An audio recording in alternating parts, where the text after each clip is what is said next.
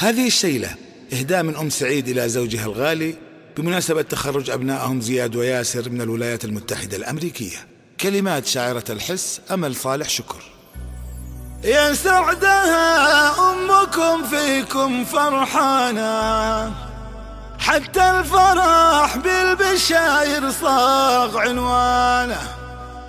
كل التهاني بصدق الشعر نرسلها، لزياد وياسر تهاني الورد بغصانه.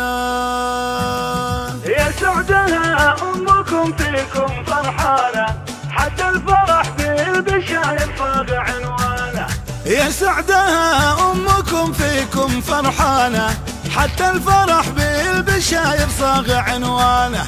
كل التهاني بصدق الشعر نرسلها، لزياد وياسر تهاني الورد بغصانه.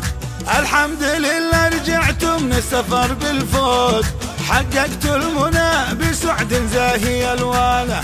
زياد وياسر انتو نور البيت وظلاله، وانتو ضحكة قلبنا والزهر ريحانه. يا سعدها أمكم فيكم فرحانة، حتى الفرح بالبشاير صاغ عنوانه.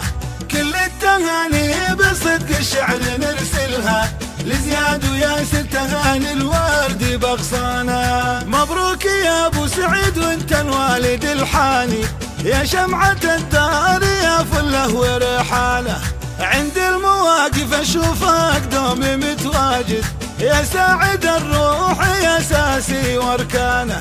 فرحك سعيد ويزيد اليوم ما توصف، انفسهم بالمسرة حيل عمرانه.